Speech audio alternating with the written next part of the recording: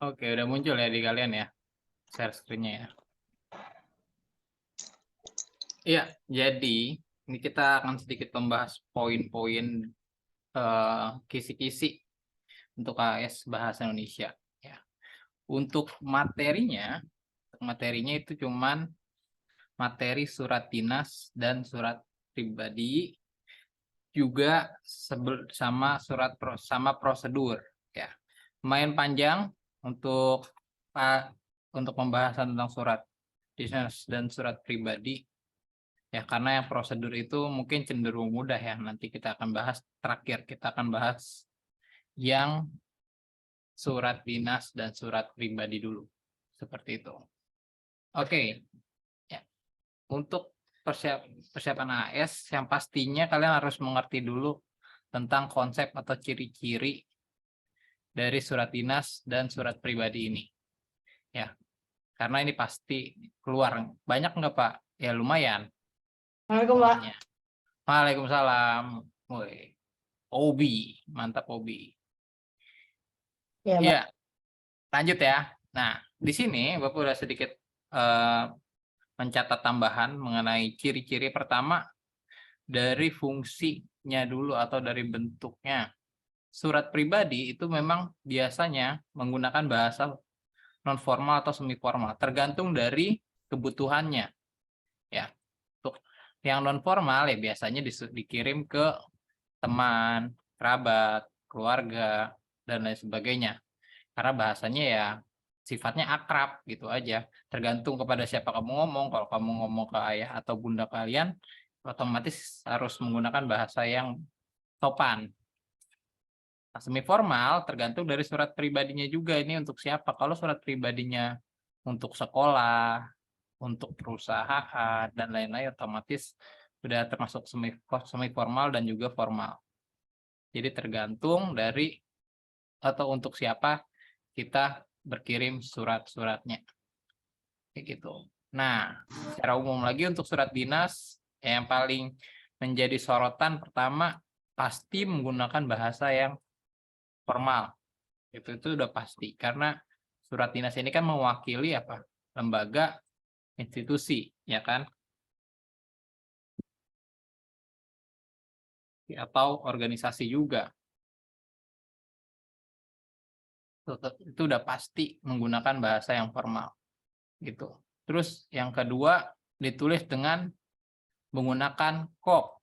Nah, kop surat ini udah pasti berisikan apa? Identitas lembaga atau instansi. Nah, identitasnya ini berupa bisa logo, ya kan, nama, ada alamat, terus juga ada kontak. Kontak itu bisa email, nomor telepon, sama faksimili. Kalau masih ada yang pakai faksimili. Beberapa perusahaan masih ada yang pakai faksimili. Fax, mesin fax. Gitu, ya. Itu untuk isi-isi dari kop surat dinas. Ya. Lanjut. Nah, ini berisi masalah-masalah yang bersifat kedinasan. Kalau ini kan masalah sifatnya pribadi, kalau ini masalah sifat kedinasan. Itu masuknya atau merujuknya kepada bentuk-bentuk dari surat dinas itu sendiri. Bentuk-bentuk dari surat dinas kita kan tahu ada undangan, bahkan ada permohonan,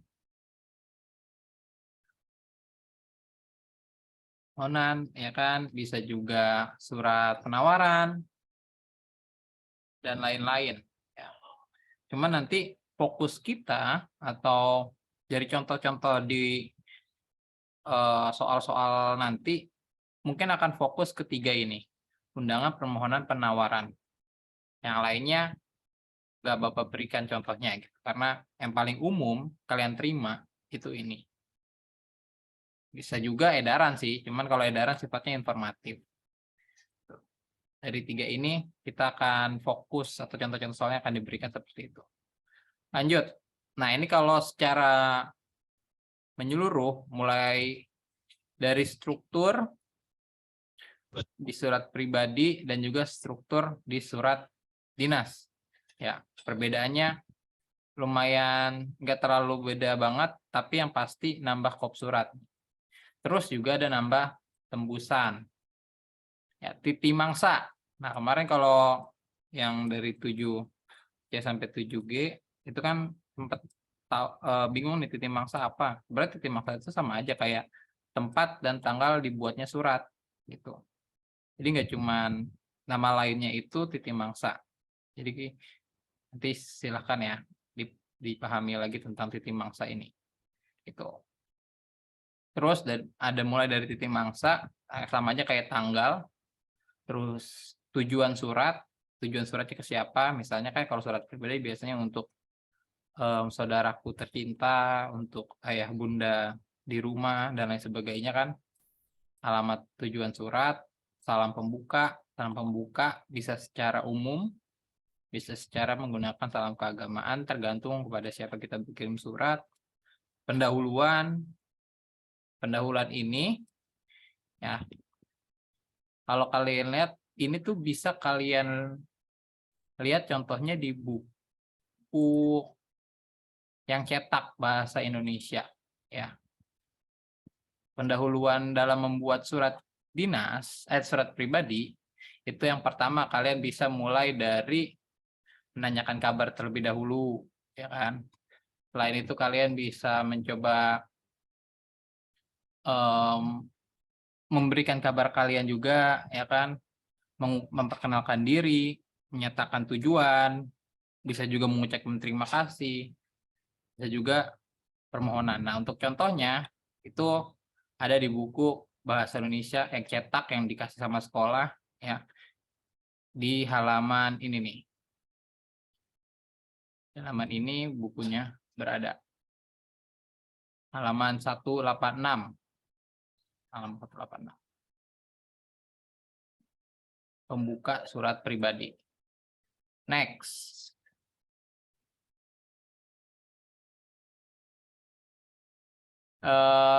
Pengirim untuk surat dinas, untuk surat pribadi itu ada individu perorangan.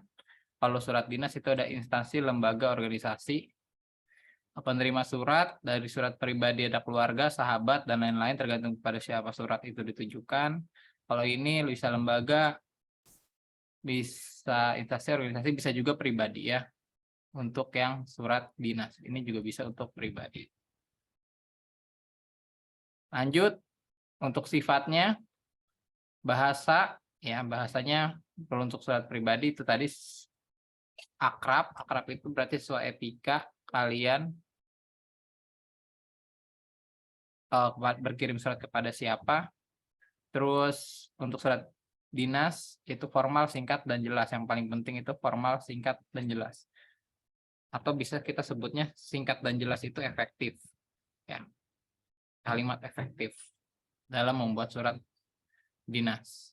Isi konten, nah ini tadi menanyakan kabar, keperluan pribadi, tujuan komunikasi pribadi lainnya. Terus ada pemberitahuan, penjelasan, undangan, permohonan, kesepakatan, dan lain-lain. Ya, tergantung dari jenis surat dinasnya. Bisa berupa undangan dan jenis-jenis surat lainnya. Oke, itu mengenai tentang ciri-ciri surat dinas dan surat pribadi. Nanti kalian bisa buka lagi materi-materinya ada di buku. Ya, nanti ini juga akan Bapak kirim kisi-kisi yang ada di sini. Lanjut, sekarang kita ngomongin tentang pronomina. Pronomina. Nah, pronomina itu ialah kata ganti. Pronomina itu dibagi menjadi 3. Ada pronomina persona, orang pertama, kedua, sama ketiga. Pronomina orang pertama, ya, pronomina orang pertama itu bisa aku, saya, kami, kita. Ya. Ini pronomina orang pertama yang merujuk kepada si pembicara atau si pengirim surat. Kalau pronomina orang kedua, yang ini gampang lah ya. Kalian juga udah pernah belajar. Kamu, kalian, terus mereka pronomina orang ketiga. kamu, kalian, Anda.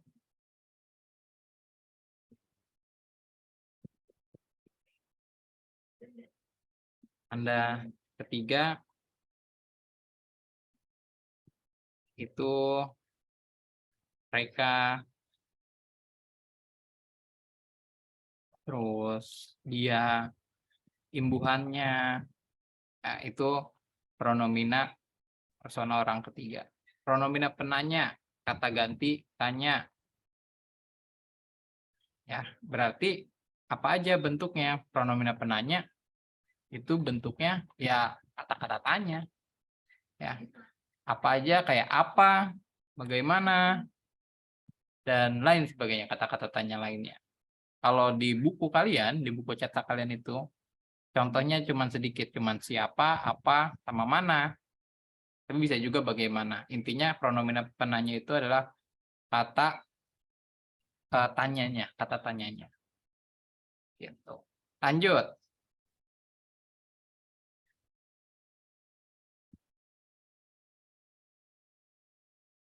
Lanjut untuk pronomina petunjuk. Penunjuk. Petunjuk atau penunjuk. Lebih enak yang betul sih penunjuk ya, penunjuk. Pronomina penunjuk. Untuk pronomen penunjuk berarti ini bisa menunjukkan dibagi tiga kalau di buku tuh. Pronomina situasi, keadaan. Situasi itu sana, ini, ya. Terus juga ada itu, begitu, dan lain-lain sebagainya. Nanti kalian coba buka lagi bukunya ya. Kurang lebih ini yang dimaksud dari pronomina penunjuk. Lanjut. Kita ngomongin tentang unsur kebahasaan lagi. Ada singkatan, ada akronim. Ya, ini gampang aja. Singkatan itu pemendekan. Pemendekan kata yang dibaca huruf per huruf. Ya, contohnya di sini kita langsung aja kasih UI, terus BPU, PKI, ya kan, PPKI, ya, PDI, ya gitu-gitulah ya, itu singkatan. Kalau akronim itu banyak, ya. Akronim itu pemendekan kata yang dibaca menjadi sebuah kata baru. Ya, contohnya banyak, ya. Ada IKIP, ada OSIS, ada apa lagi? Ya banyak lah. Intinya yang bisa dibaca menjadi sebuah kata baru. Itu akronim. Jadi jangan sampai dilupakan. Cara menulisnya itu juga beda-beda. Beda-beda nih.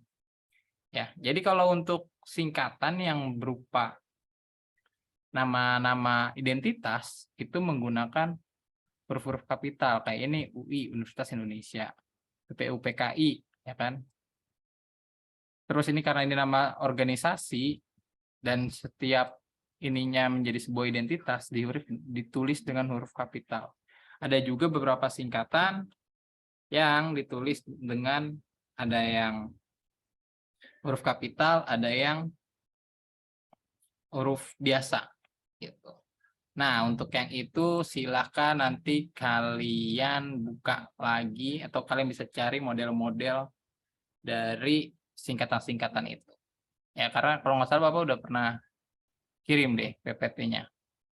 Nanti Bapak kirim lagi aja deh ya untuk contoh-contoh dari singkatan yang menggunakan ini, singkatan yang menggunakan huruf kapital, mana yang huruf kapital, mana yang huruf biasa. Nah, yang ini nih. Ya,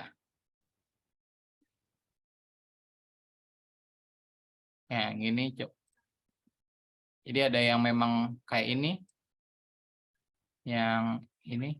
Ini kan ada yang kecilnya, ini ada yang kecilnya juga. Terus ini juga begitu. Justru ini kecil semua. Beda-beda. Kalau yang kecil semua ada dan lain-lain. Ya. Ada DSB, DSB titik, DST titik, SDA titik, YBS, YTH, TTD, DKK. Nah ini AN atas nama A titik N titik D titik A titik UB. Nah biasanya kalau yang kayak gini, karena dia bukan sebuah identitas, tapi sebuah kata yang disingkat, itu dia nggak menggunakan huruf kapital. Beda sama yang ada di sini. Ya. Nah ini untuk yang akronim. Sama, kalau akronim kurang lebih juga begitu. Oke, lanjut. Sekarang kita masuk ke kisi-kisi selanjutnya, singkatan dan akronim udah. Kita ke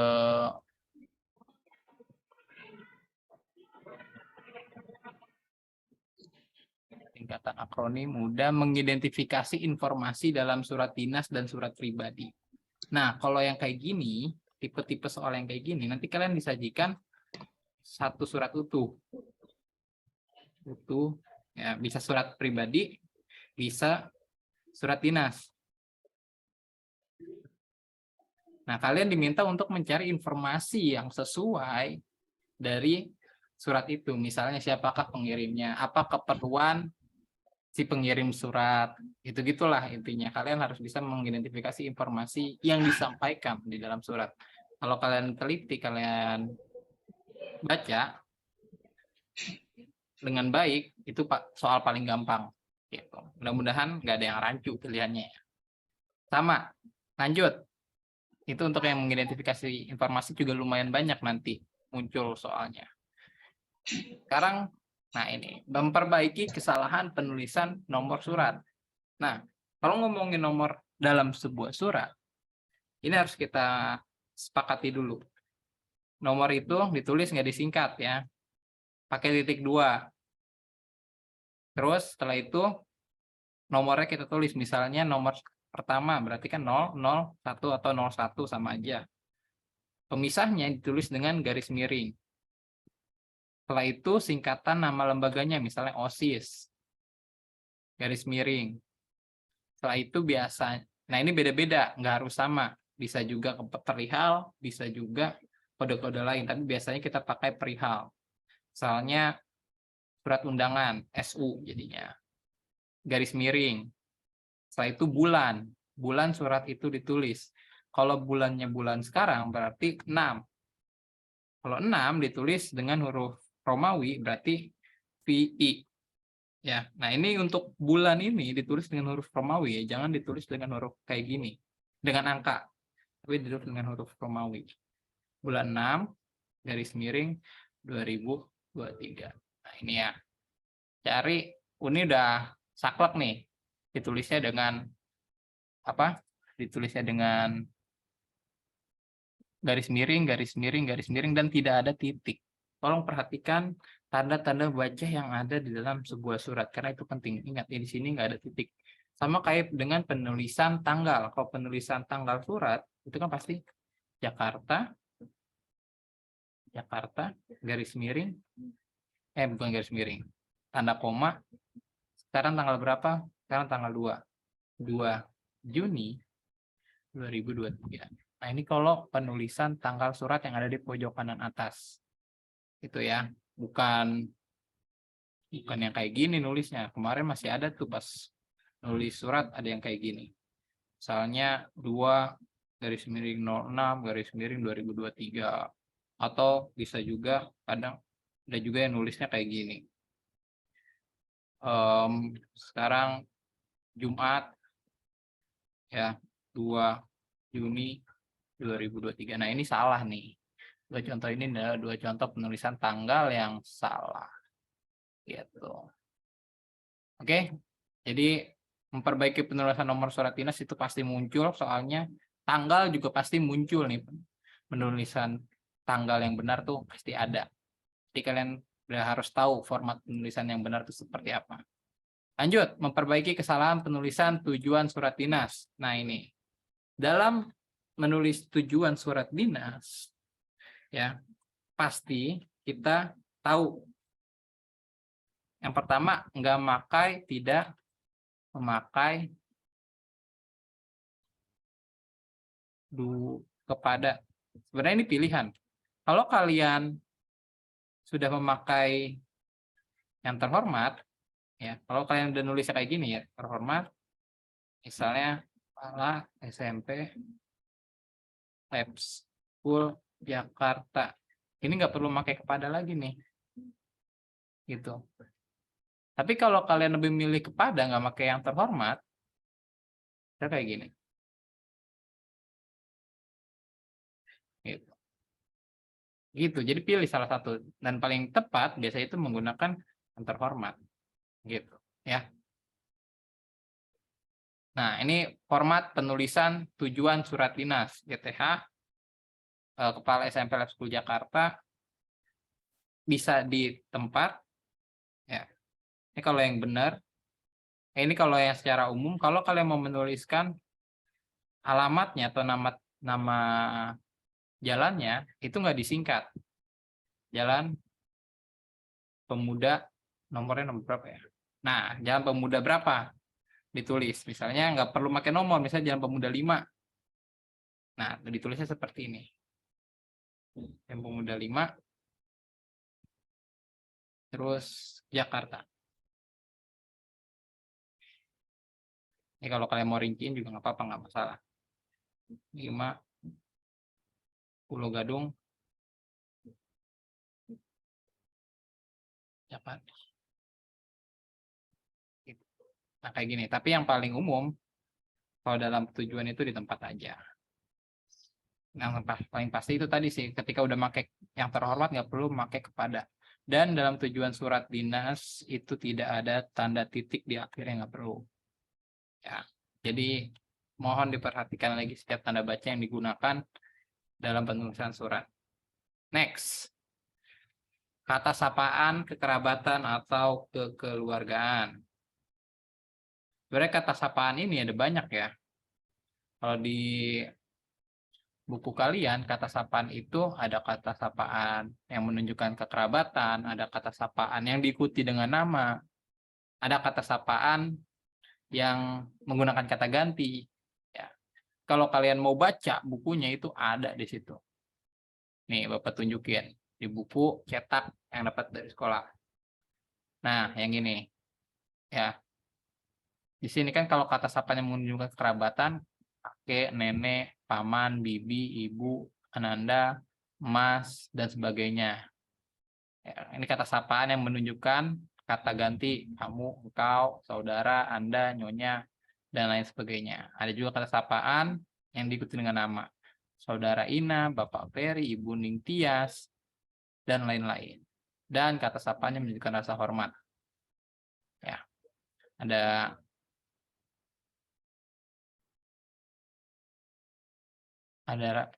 yang terhormat, yang mulia, dan lain sebagainya.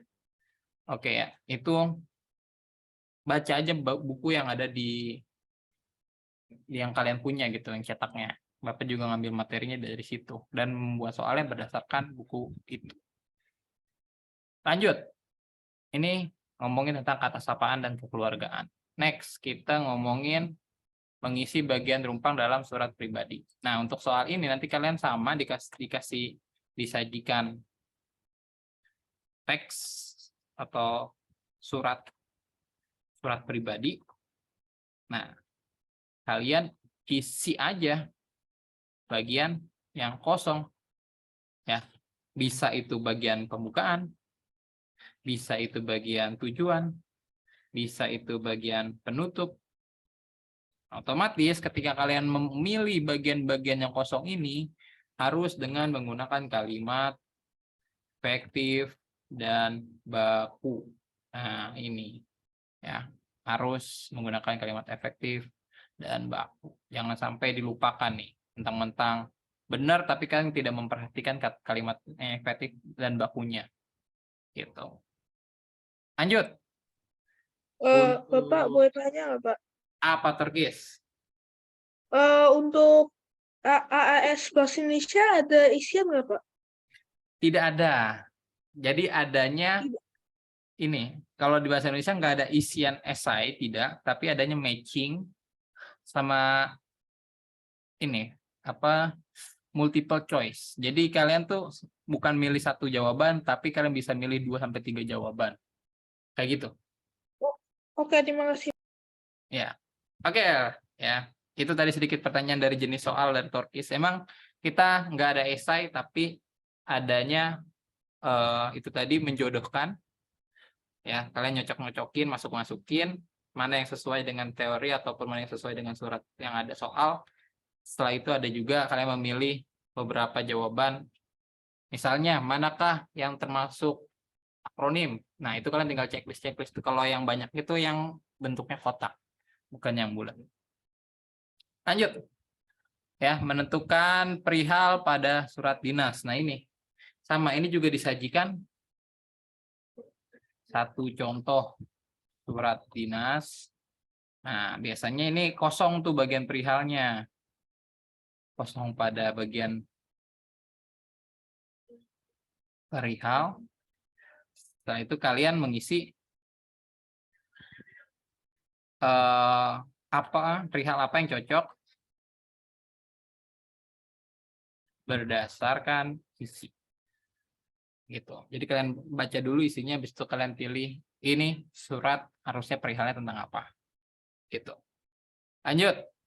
Menentukan kalimat yang menggunakan kata tidak baku. Nah, ini sama gitu. Kalian dikasih surat utuh, satu surat utuh, menentukan mana yang menggunakan kata tidak baku. Gitu ya. Ini lebih enak nih daripada kalian suruh milih manakah yang di bawah ini yang tidak baku. Itu lumayan susah tuh kayak kemarin, banyak yang salah pas ulangan. Lanjut. Menentukan salam pada surat dinas dan surat pribadi. Nah, ini juga sama. Misalnya pada surat dinas itu umumnya menggunakan salam apa? Ya kan biasanya kan kalau dalam surat dinas itu menggunakan salam dengan hormat. Udah, hanya ini aja, atau bisa juga salam sejahtera. Ini untuk surat dinas. Kalau surat pribadi itu lebih variatif. Bisa Assalamualaikum, Om Swastiastu, Namo Buddhaya, dan lain-lain sebagainya. Ya, karena surat pribadi itu balik lagi sifatnya itu akrab. Nah, ini nanti kalian menentukan manakah yang cocok, salam manakah yang cocok untuk mengisi surat dinas atau surat pribadi yang dibagikan. Dan terakhir, tentang surat itu mengenai singkatan gelar yang benar. Nah, ini akan Bapak munculkan kembali di SAT. Otomatis bukan SPD lagi karena udah muncul kemarin di ulangan. Ya, yang benar kan jawabannya begini. Ya, kalau penulisan nama gelar. Bisa juga apa?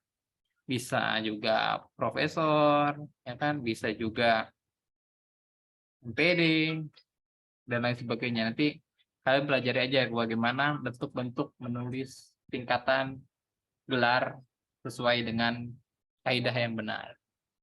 Gitu. Ya, ini pasti ada lagi. Oke, itu untuk surat dinas. Adakah sampai sini yang mau ditanyakan? Tidak, Pak. Lanjut. Lanjut, Pak. Siap, lanjut, Pak. Lanjut, Pak.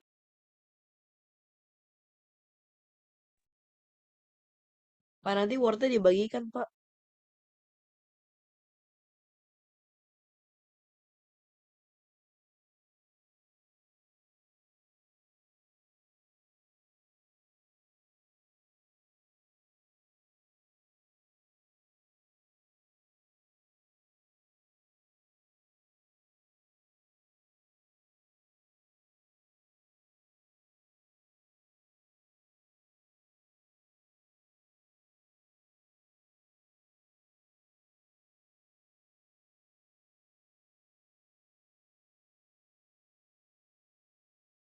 Bapak nggak ada suaranya, Pak. Halo, wah nggak ada suaranya, sorry. Kepencet. Terima kasih, Firas dikasih tahu. Iya, yang pertama pasti ngomongin tentang teks pengertiannya. Ya, kalian pasti udah tahu dong. Ciri dari teks prosedur itu pasti ada langkah-langkahnya. Ya, karena namanya juga prosedur. Nah, nanti kalian tinggal pilih apakah yang dimaksud dengan teks prosedur. Pilihannya ada banyak tuh, adalah teks yang menggambarkan sesuatu, teks yang memberikan informasi, teks yang untuk berkirim pesan dan lain sebagainya. Nah, itu kalian pilih tuh mana yang paling tepat untuk menggambarkan teks prosedur ini.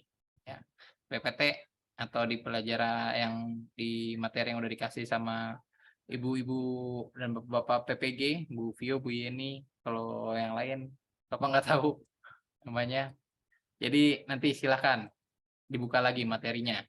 Di buku juga ada, jadi jangan lupa baca bukunya. Lanjut. Nah, sekarang kita ngomongin tentang kalimat imperatif. Ya, kalimat imperatif ini sebenarnya banyak banget nih. Cuman kita fokus ketiga ini dari bentuknya. Saran, larangan, perintah. Sebenarnya kalimat imperatif ini kan kalimat yang memberikan ajakan, ada perintah juga di situ. Ya, intinya mengajak seseorang lah. Gitu, itu kalimat imperatif, menyuruh seseorang. Ada kalimat perintah biasa kayak tolong ambilkan minum saya, atau ambil air secukupnya. Nah, itu kalimat perintah biasa. Kalau kalimat larangan otomatis ada kata jangan sentuh kue selagi belum masak. Kan larangan, ada kata-kata jangan. Itu larangan. Terus kalimat saran. Kalau kalimat saran ini biasanya boleh dipilih, boleh diikuti, boleh enggak. Jika kalian menginginkan rasa yang lebih gurih, tambahkan merica secukupnya. Ya. Jadi ada opsi kalau untuk saran ini. Jadi nanti kalian tinggal lihat aja mana yang termasuk saran, mana yang termasuk larangan, atau mana yang termasuk kalimat perintah biasa. Gitu. Ini siapa ini? JKT48 Freyana nih. Aduh. Dasar ini wibu-wibu nih ya. Pasti nih. Pencinta JKT nih. Oh, itu Faras. Waduh. Next. Ya, itu untuk kalimat imperatif. Terus ada juga bentuk kalimat invertif atau inversi. Nah, untuk kalimat inversi ini sebenarnya masuk ke dalam kalimat imperatif gitu. Maksudnya inversi atau invertif tuh di mana kata kerjanya berada di awal. Misalnya tutup botol selama air masih mendidih. Tutup botol selama air masih mendidih. Nah, karena di sini kata kerja, ya, ini tutuplah ya, sebenarnya lebih ke tutuplah. Kalau tutup botol, ntar kalian mikir ini biasa. Tutuplah botol selama air masih mendidih. Nah, kata kerjanya itu kita sebut dengan predikat. Karena ininya ada di awal, itu disebut dengan kalimat invertif. Ketika kata perintah, tetapi kata kerjanya di awal, itu namanya kalimat invertif. Jadi di mana predikat itu ada di awal. Jadi kalian diminta tuh untuk memilih manakah di bawah ini yang termasuk kalimat inversi. Kalian tinggal lihat aja dia predikat atau kata kerjanya yang ada di awal yang mana. Gitu. Ya, itu untuk prosedur tentang kalimat invertif. Lanjut. Ciri-ciri teks prosedur. Ini mah gampang banget nih. Sama kayak tadi ya. Ciri-ciri teks prosedur. Pertama, ciri-cirinya itu bisa banyak, mulai dari strukturnya. Ya, strukturnya dari teks prosedur kan yang pertama ada judul. Setelah ada judul, ada yang namanya tujuan. Atau bisa kita sebut dengan bagian pembuka. Terus setelah itu ada langkah-langkah. Ya. Setelah itu baru ada bagian penegasan ulang. Atau kita sebut dengan penutup. Gitu. Ya. Ini ciri-ciri dari teks prosedur.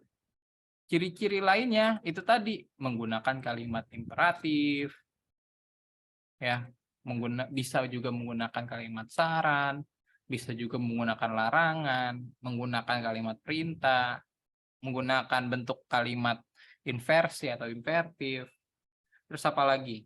Bisa juga menggunakan kata keterangan ukuran kayak tambahkan kopi 5 gram.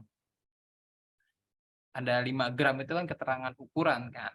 Nah, itu salah satu ciri teks prosedur. Nah, itu nanti kalian tinggal bisa lihat lagi aja dari ciri-ciri teks prosedur itu sendiri. Oke, kalau yang membuat sesuatu teks prosedurnya itu berarti ada alat dan bahan. Ya. Kalau teks prosedur melakukan sesuatu berarti ada instruksi yang harus dilakukan dan lain sebagainya lah, banyak. Tergantung dari teks prosedurnya itu mau teks prosedur apa dulu. Ya. Lanjut. Nah, ini kata keterangan cara, waktu, tempat, waktu, dan juga ada kata keterangan tentang ukuran.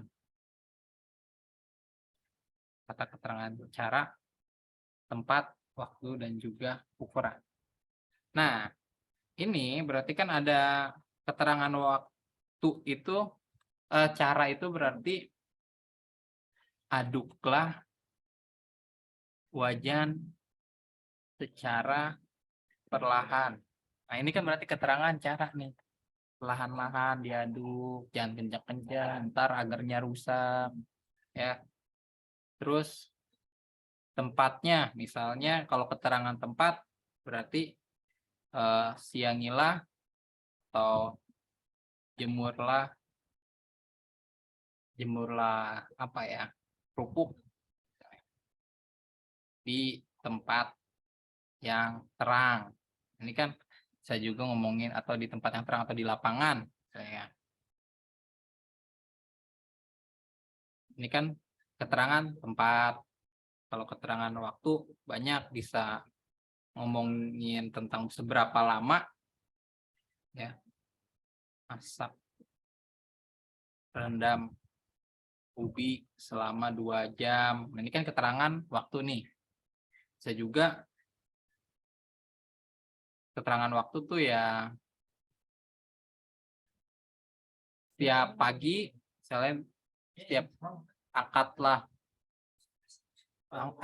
penggorengan selama 10 menit, ya itu ya keterangan waktu. Sama ukuran itu tadi masukkan 2 sendok garam. Nah, ini kan keterangan ukuran, seberapa banyak bahan itu dimasukkan. Oke, itu ngomongin tentang kata-kata keterangan. Lanjut, susunlah langkah teks prosedur. Nah, ini udah pasti nih keluar nih. Kalian menyusun teks prosedur secara runtut dan padu. Permasalahannya adalah ketika soal ini diberikan, kalian harus tahu bagaimana membuat sesuatu. Misalnya, bagaimana membuat nasi goreng. Pak, saya nggak pernah bisa bikin nasi goreng. Gimana saya tahu cara masaknya? Nah, itu berarti kalian harus menambah wawasan kalian untuk membuat nasi goreng. Atau yang paling gampang ya, kalian lihat aja urutan logisnya. Urutan logis dari sebuah kalimat. Misalnya kan setelah direndam, kalau habis rendamlah ubi selama 2 menit. Berarti kan langkah selanjutnya angkatlah kan ada perintah angkat. Setelah angkat, nah itu baru agak bingung tuh, bisa langsung dipotong-potong atau langsung digoreng.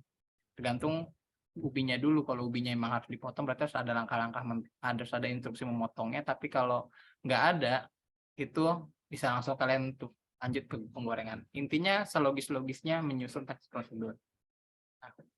Dan yang pasti teks prosedur yang akan disajikan dalam surat itu, dalam soal, kita akan masuk ke jenis-jenis teks prosedur yang kompleks. Kompleks itu ada keterangan yang lebih panjang lagi.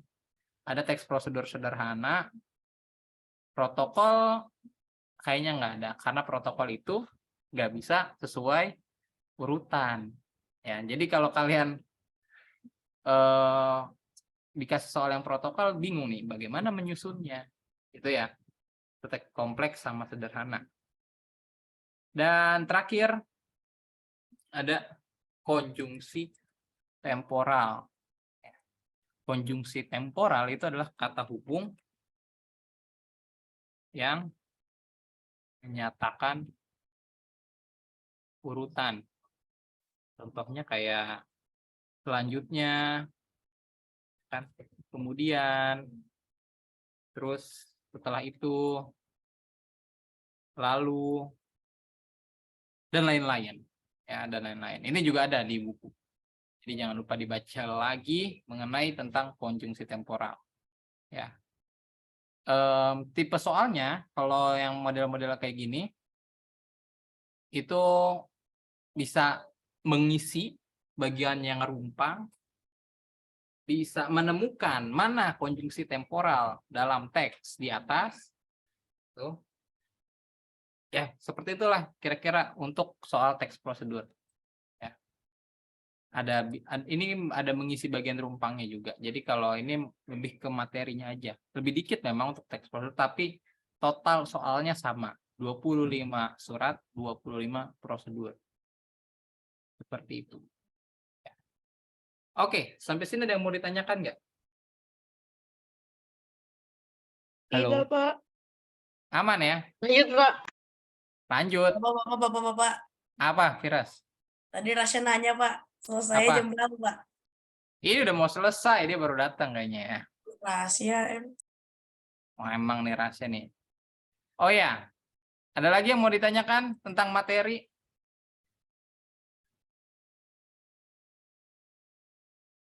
Tidak ada? Ini malah nanya harga Pak, apa Pak. ini? Apa? Saya mau nanya Pak, Ya. ini materinya di-share kan? Iya, di-share. Nanti akan Bapak share. Ini pasti akan di-share kok, ini pasti akan di-share. Sebanyak ini pasti akan di-share. Ya. Ada lagi yang mau ditanyakan? PPT di GCR? Iya dong, PPT ada di GCR. Akan diupdate. Ini juga mungkin ada di GCR atau ada di Labs. Oh di Nah. Labs ada ya Pak? Ada, nanti Bapak Di masukin GCR saya nggak ada. Bagiin ya, soalnya Pak. saya nonton Sawmet. Oke, lanjut. Nah, kalau nggak ada pertanyaan, sekarang Bapak mau kali. Nah, sebagai makin gacor ininya, kalian UAS-nya, di sini Bapak udah bikin latihan. Ya, kelihatan? Nih, untuk yang 7A sama 7B juga boleh, ya. Ini udah Iya Bapak Pak, kelihatan masukin. Pak. Kelihatan. Ya. Ini kan ada latihan teks prosedur 1, 2, terus surat Bapak cuman kasih 1. Nah, di sini kalian boleh ngerjain yang ini nih. Ini udah gabungan. Ini udah gabungan nih. Prosedur Pak, dan ini nggak masuk nilai kan, Pak? tidak. Ini hanya latihan aja. Sip. Pak, ATM-nya berapa kali? ATM-nya sekali, tapi kalian udah bisa lihat reviewnya. Gitu. Jadi udah tahu kunci jawabannya. Gitu. Ya. Koreksi juga Pak itu. Kenapa? Koreksi juga, Pak. Iya, ada nilainya. Oh, kalian sebenarnya ATM Oh. sekali nih, nilainya segini. Terus langsung kelihatan tuh jawaban-jawabannya. Kayak gitu. Nah, latihan ini kurang lebih soalnya sama, tapi teksnya yang berubah. Teksnya yang beda. Kurang lebih pertanyaannya kayak gitu, cuman isinya nih teksnya, apa yang kalian cari yang diganti. Seperti itu ya, itu untuk surat dan prosedur. Jadi maksimalkan kalian belajar untuk hari Bahasa Indonesia hari Senin. Iya Pak. Ya, jawabannya akan di-reveal setelah kalian mengerjakan attempt pertama. Seperti itu. Dan ininya juga nanti akan materinya Bapak kirim di sini juga. Jadi kalau yang 7A, 7B juga bisa langsung lihat materi-materi di sini, PPT-PPT-nya Bapak pindahin juga deh ke sini. biar lebih afdol, semuanya bisa lihat. Gitu ya. Oke, kalau tidak ada yang ditanyakan lagi, kalau sudah tidak ada, kita cukupkan ya. Jangan lupa. Iya, jangan lupa. Nah, kalau ada yang mau ditanya, kalian bisa PC. Kalau secara ke WA Bapak. Cuman kalau nggak ada yang ditanyakan, ya udah. Ya. Oke. Waduh, kenapa kayak anu? Ya udah, kalau gitu Bapak cukupkan ya untuk pembahasan kisi-kisinya.